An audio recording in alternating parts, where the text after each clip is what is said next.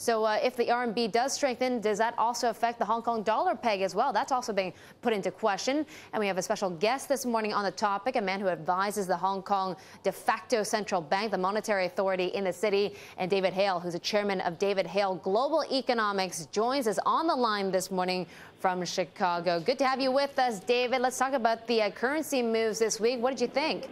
Well, the fact is that all the Asian currencies has been rallying in recent weeks on speculation the RMB will be revalued later this year. Singapore's action was more discretionary because of the very strong economic data and the concern about overheating. But the fact is we've had, in a variety of countries, movements towards interest rate hikes, India and Malaysia. We've got talk about that in Korea, but still a ways off. And the combination of speculation about the RMB and the possibility of monetary tightening has been positive for these Asian currencies. Yeah, what about the Sing dollar? We saw it really surge on that day when it was announced that there would be a one-time revaluation. Do you think that's the shot across the bow that maybe other Asian currencies might follow in revaluation? Well, the difference is the Singapore currency is very carefully controlled, whereas the other currencies aren't as controlled. The one that's pegged, of course, is the Hong Kong dollar, but there's no possibility of the Hong Kong Monetary Authority giving up the peg to the U.S. dollar. That is the foundation of the Hong Kong monetary system, and that will not be sacrificed any time in the next few years. So we have different policies, but the fact that Singapore's currency is very controlled means we have to have discretionary government action for it to move as it did on Wednesday. Okay, well, let's talk about another really controlled currency, and that's, of course, is the RMB in China. David, you are in the U.S., so you've heard these calls from U.S. lawmakers to appreciation. What do you think is going to happen? We're hearing from Goldman Sachs' chief economist O'Neill that a revaluation may happen next week. Well, there's been a tremendous amount of political pressure in the U.S. over the last several weeks because China has 10% economic growth and the U.S. has 10% unemployment. Last year, Congress could blame all of our problems on Wall Street and on the bankers. This year they're looking for a new scapegoat, for a new target, and they're now focusing on China. I think the odds were very high China would have revalued the currency later this year without any pressure from the U.S. Congress. China now has a major inflation problem. A year ago at this time, because of the global financial crisis, China had deflation. But over the last several months, inflation's been coming back quite quickly. It will soon be 3%, and by July it could be 5%. Therefore, China, I think, has a very compelling reason to tighten its monetary policy.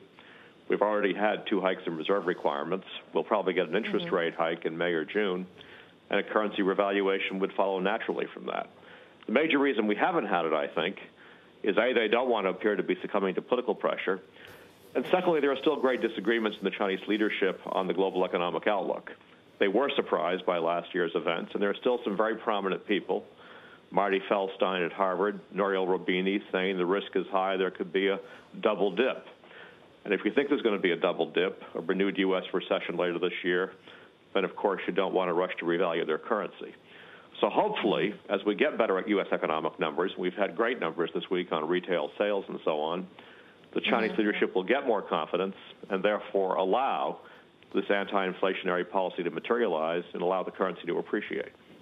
Oh, so David, so I want to make sure I'm hearing you right. You think China will move on its currency, but it'll be more economic-based rather than symbolism due to politics? I think it'll be very much an anti-inflation move, and I think it was coming anyway without any pressure from the U.S. Congress. And my fear is all this congressional grandstanding, all this congressional talking could delay the move because China won't want to appear to be succumbing to U.S. political pressure. China will want the world to think the revaluation is based on its own domestic needs. And because inflation is accelerating, could be 5% in 2 or 3 months, they've clearly got a good case for revaluing their currency. A rising exchange rate would help to lower inflation. Yeah, I'm running out of time here. I have a minute, but since you're an advisor to the HKMA, the Monetary Authority, the de facto central bank in the city, if the RMB does strengthen over the next few years, what does this mean for the Hong Kong dollar, U.S. dollar peg? This peg will continue indefinitely because it's the foundation of the Hong Kong monetary system, and it has been the foundation since 1983. It's possible that in 10 or 20 years, when the Chinese currency is fully convertible, when the Chinese currency is globalized, which it has not yet become, they could go from a dollar peg to an RMB peg. But that still is at least 10 or 15 years in the future. The Hong Kong dollar peg to the U.S. currency is fixed and will continue indefinitely. All right, David, thank you so much for your time. David Hale, chairman of David Hale Global Economics. He's also an advisor to the Hong Kong Monetary Authority.